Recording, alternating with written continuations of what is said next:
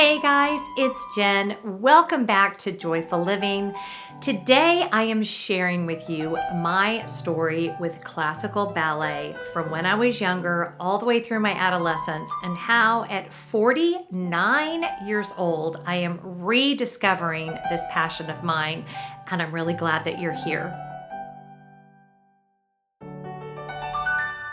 So on Instagram, I've been talking about this a lot. By the way, if you're not following me over there, please make sure you do so. It's just Jen Lefforge. And then I also had mentioned it in a day in the life vlog that I did a couple weeks ago.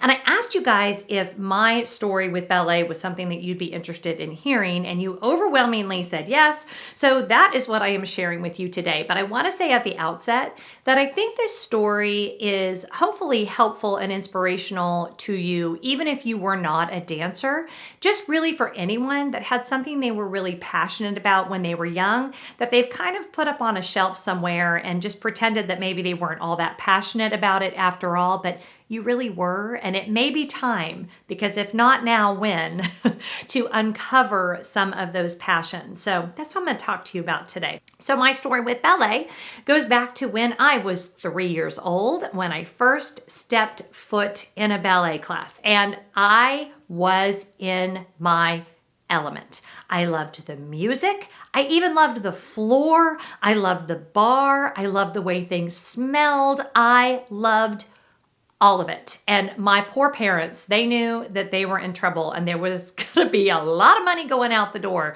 for me and my ballet obsession. And so everything about it brought me joy from a very young age. And I won't go through all of the details of all of the years. I did go on point when I was about 12 years old. I bought my first pair of toe shoes. I was so excited, and ballet became such a big part of my life in addition to musical theater and singing, and I took vocal lessons. But really, if I were to tell you what was the thing every week that I would get the most excited about, it was grabbing my ballet bag, getting in the car, and having my mom drive me to my classes.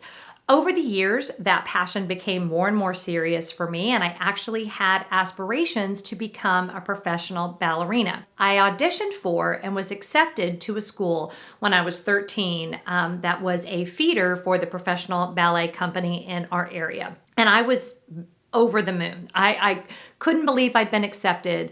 I felt like everything changed for me. The classes were extremely intense. The expectations were very high, and I loved that. The teachers were not fooling around. You showed up, you did your work, the discipline required. I just ate it up. I loved every single thing about it. About 3 years in, my body started to develop. And it changed from the ballet perfect body that I had had when I had started at the school when I was 13 to the body of a 16-year-old with hips and all the things that go along with that. And I was approached one day by the director of the ballet company and told that I would have to relinquish my spot. And I remember what the words she said, like it just happened.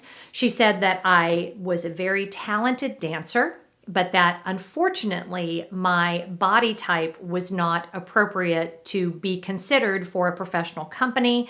And so I was going to have to relinquish my spot. And I don't remember crying. I do remember feeling like the whole world just stopped moving. You know, you hear people say that in movies, like everything stopped for a second. But I remember feeling devastation, but I didn't get sad. I actually got a little angry, and I never really expressed that to anyone, but I was maybe a lot angry. I tried to go to a less serious school for a while, a school where, you know, it was a great school, but it wasn't the same, and it didn't have the discipline to it. And I didn't even try to pursue it in any other context, and I'm not sure why.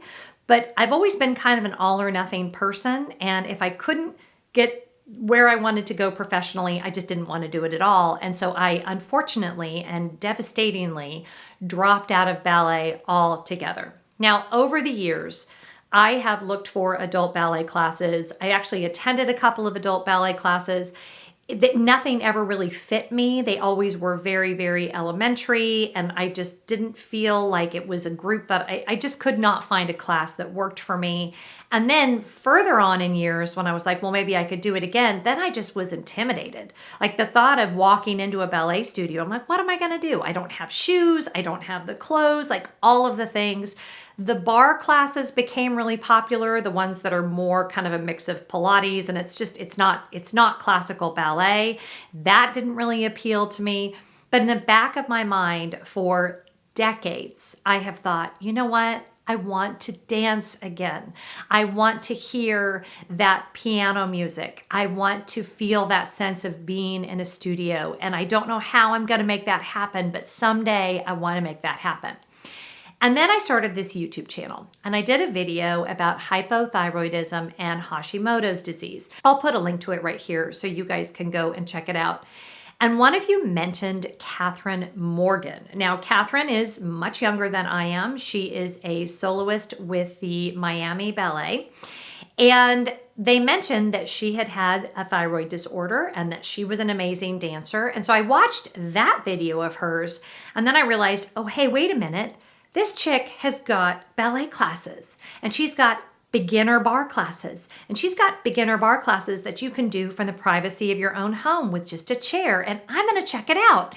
And I started doing it. And again, because I'm kind of intense, did we mention that? I'm an all or nothing kind of a girl.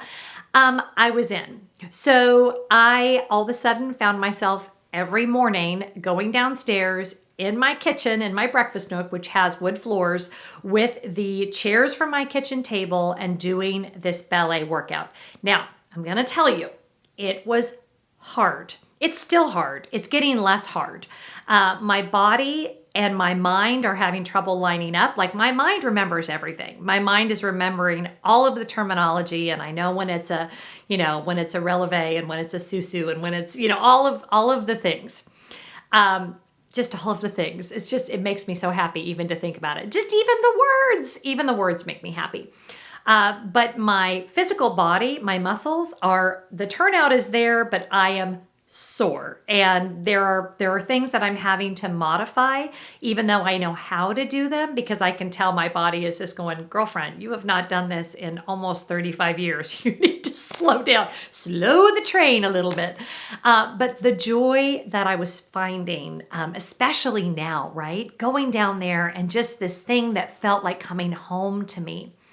So, of course, I'm all in now. I have bought the bar. I have bought the shoes. I have even bought a leotard. I have bought the tights. And when the shoes showed up at my house, I will admit that I cried more than a little bit, because seeing that red Capezia box. Now, granted, it was not as cool as when I bought my first toe shoes, which was at one of these very old dance shops in Houston, Texas. If you were ever that kind of dancer and you watched the Ollivander's wand shop scenes from Harry Potter, were you like, oh my gosh, was J.K. Rowling a ballet dancer? Because those stores very much feel like the Ollivander's wand shop. And the guys who sell you, the guy, in my case, in two different cities, in two different stores like that, I swear it was the same guy. I know that's not possible, but they were always these really old men who were very insistent that you have the perfect shoes, and just great memories for me. But anyway, it's not exactly the same ordering them on Amazon and having them show up in a red box, but it's close. It was still a really good experience. And putting my hand on that actual bar and having actual ballet shoes on my feet ignites something in me. That's the only way I know how to put it. And at 49, to be rediscovering a passion like that, it's just one of those things where I feel like I'm having a full circle moment, that this kind of traumatic thing that happened to me that I never really resolved is finally coming full circle. And I'm having the opportunity to heal from a wound that I just shuttered away and never really expressed to anybody how painful it was. But now that I'm doing it again, I feel like I'm picking up a baby that I had dropped off and forgotten that I loved, and I'm holding it and I'm able to do it every day. And oh my gosh, it's just, I have no words. So I just want to say, If you have a passion, something that you had to put up on that shelf, something that someone told you for whatever reason at some point in your life that you could no longer do, now is the time for you to be revisiting those things. And it's not dumb, and it's not silly, and it's not stupid, and it's not a waste of money. It is something that will give you life and maybe give you some physical exercise that could be amazing for you, and it will bring you a ton of joy. So what about you? What's that thing that when you were young you loved, that you felt like you had to put away for one reason or another? Can you uncover it? Can you dust it off? Can you make it again the joyful thing that it once was in your life? Tell me about it in the comments below. Please make sure you subscribe. If you like this video, if you like this kind of content, please make sure you give this video a big thumbs up. I do not do sponsored videos, so if you'd like to support the channel, there's also some ways you can do that in the description box below. I'm honored that you were here and that we could spend some time together today. I hope whatever you're doing, you're finding joy, and I'll see you next time. Bye-bye.